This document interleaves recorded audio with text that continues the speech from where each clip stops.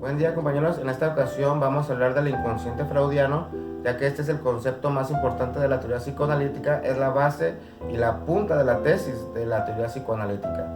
La vamos a relacionar con su base filosófica, ya que algunos alemanes filosóficos tenían una concepción de un inconsciente dormido, oscuro, y una concepción un poquito muy diferente a la concepción de inconsciente de Freud, ya que este lo maneja como absoluto e independiente.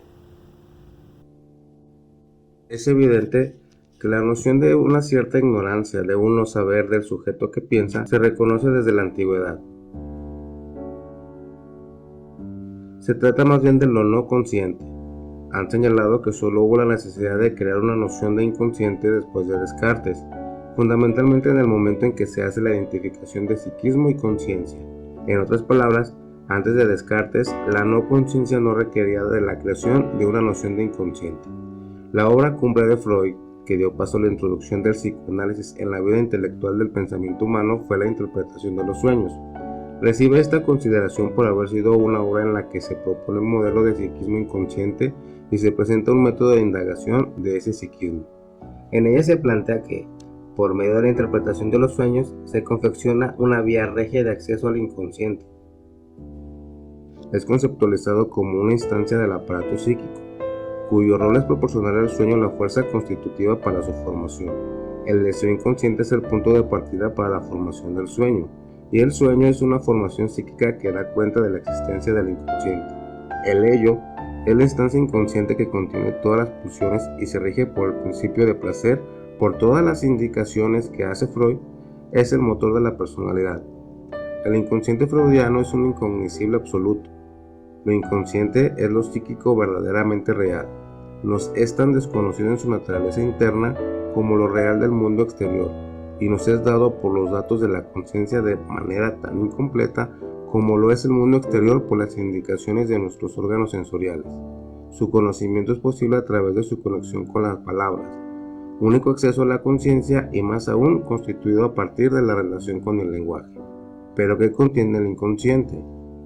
Freud elaboró una concepción inédita del inconsciente situado sobre o más allá de la conciencia.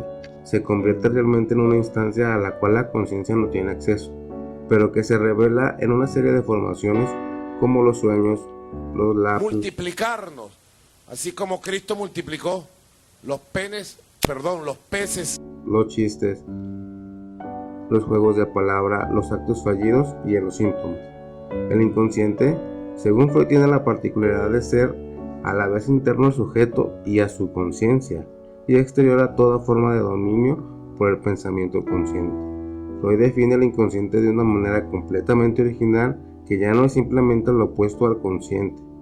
El inconsciente freudiano es una noción tópica y dinámica, es un sistema psíquico que tiene contenidos y que posee mecanismos que se pueden describir como específicamente inconscientes. Es un sistema que se rige por leyes y posee una economía de energía que le son propias. El inconsciente no es un descubrimiento de Freud si se piensa que la noción y la palabra inconsciente formaban parte del lenguaje ordinario, del campo filosófico, psicológico y psiquiátrico de su tiempo. Él mismo lo confirma cuando insiste en nombrarlo como nuestro inconsciente. El término inconsciente es acuñado por los filósofos alemanes, pero un inconsciente concebido en profundidad, subterráneo, una especie de oscuridad que se encuentra debajo de la conciencia.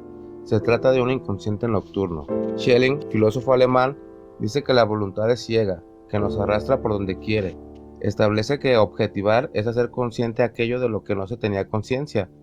Podría ser un caer en la cuenta, es decir, incorporar en la subjetividad aquello que se establece objetivamente.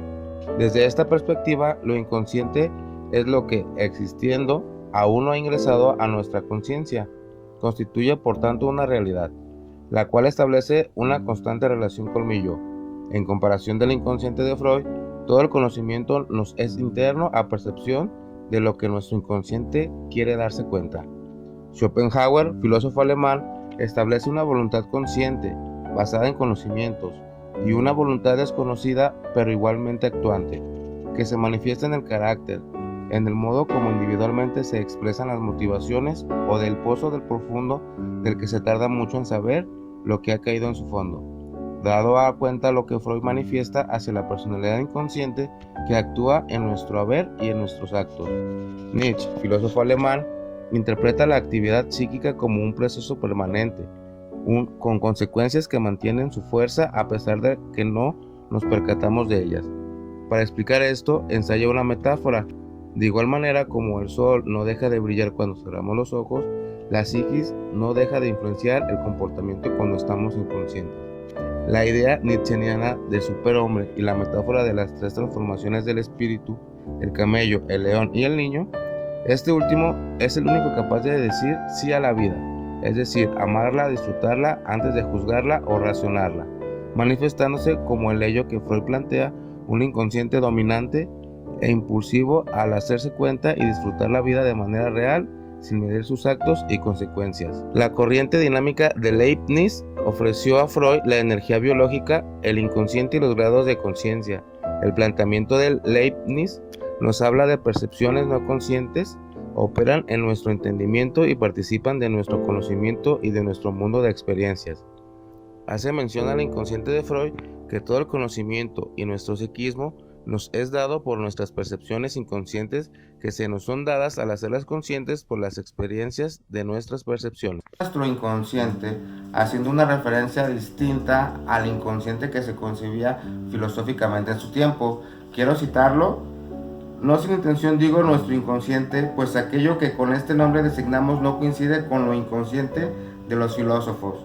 Los filósofos lo consideran únicamente como la antítesis de lo consciente, y la teoría de que además de los procesos conscientes hay también procesos inconscientes. Psicológicamente el inconsciente tiene su relación, sigue siendo el mismo inconsciente a pesar de que se concibe de diferente manera, pero Freud insiste en llamarlo como nuestro inconsciente en su teoría psicoanalítica.